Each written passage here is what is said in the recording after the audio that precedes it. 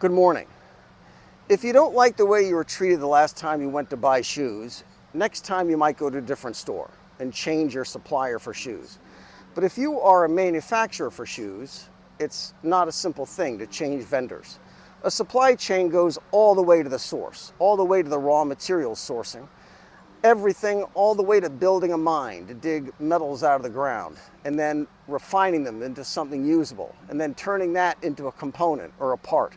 If we're talking about something very complex to build, like a passenger aircraft, there is a supply chain for everything on that plane. The windows, the seats, the electronics, all of it.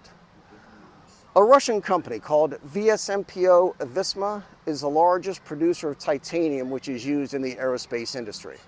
The titanium needs to be strong enough to withstand taking off and landing and keeping the engine and the wings on, but it also needs to be lightweight so that it can get off the ground.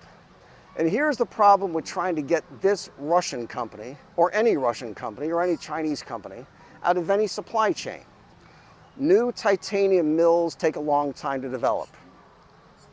Earlier this year, the Canadian government announced a ban on imports from VSMPO. Immediately, the phones were ringing in Ottawa.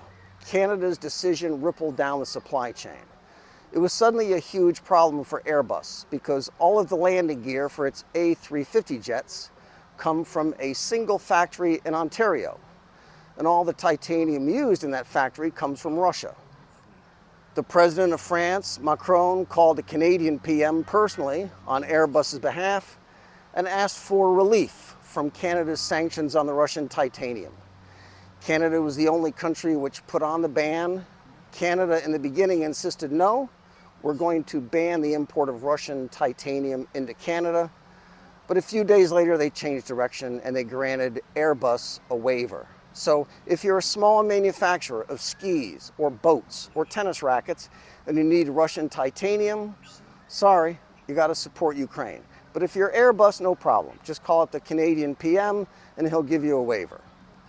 Western countries are having big problems in trying to punish Russia without damaging our own supply chains.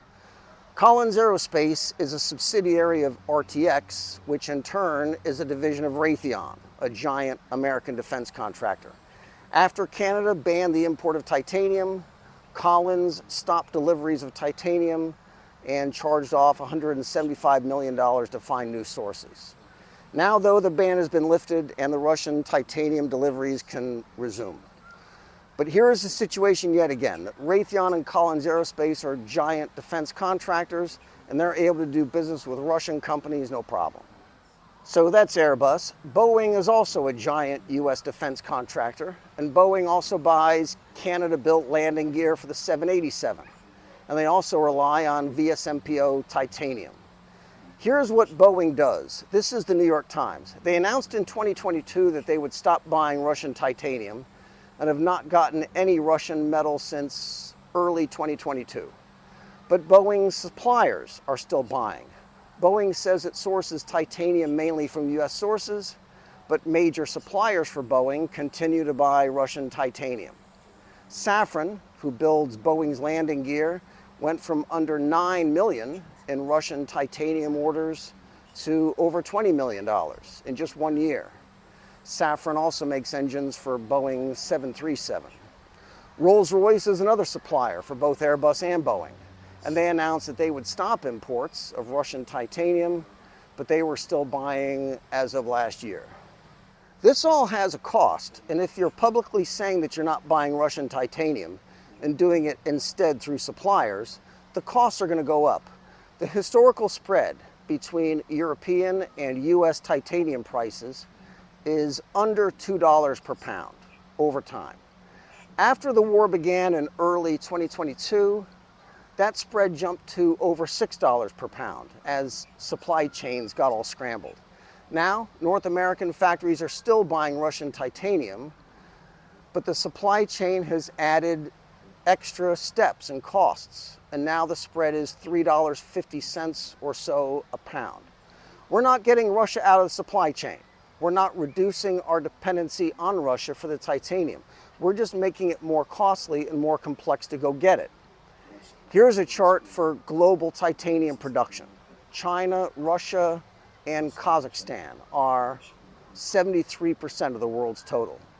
The United States, Canada, Western Europe, and almost all of our friends, we're all up there at that little piece at the top, combining for 3% of the global supply of titanium. This single Russian company is bigger than all of ours combined. They exported 15,000 tons worth in 2022, and most of it went to Western countries that support Ukraine. Ukraine and Canada are the only two countries that had put the Russians under sanction.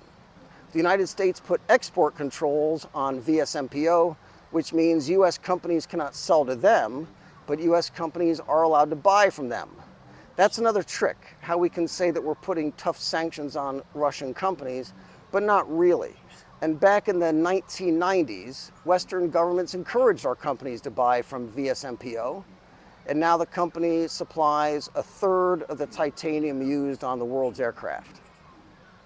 Here's another example of how the supply chains are simply getting longer and more complex, but without adding anything, and how our governments get around the problem. In 2022, analysts found a Chinese alloy in our newest generation fighter jets. They halted production, did an investigation, and realized that there is no getting away from, in this case, the Chinese company that made the part for the F-35, and they were given a waiver. There is a law called the Specialty Metals Amendment. It requires the Pentagon to buy titanium and alloys from US sources or from friendly countries. Russia is not one of those, and neither is China. So an intermediary bought the alloy from someone who got it from China, and nobody building the F-35s had any idea.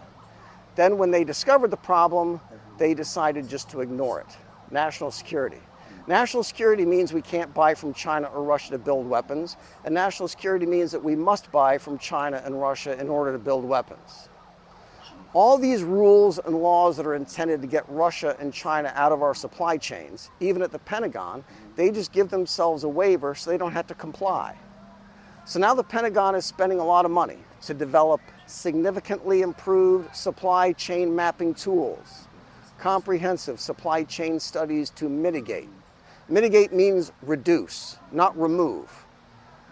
Mitigate potential presence of materials from competitors. I can save them the trouble and the time and the money. Here is the chart. We don't make it, and neither do our allies probably. If it's not coming from Japan, it's coming from Russia, China, or Kazakhstan. Happy to help. This is Macau. Be good. Our daily bread, and forgive us our debts, as we forgive our debtors. Lead us not into temptation, but deliver us from evil.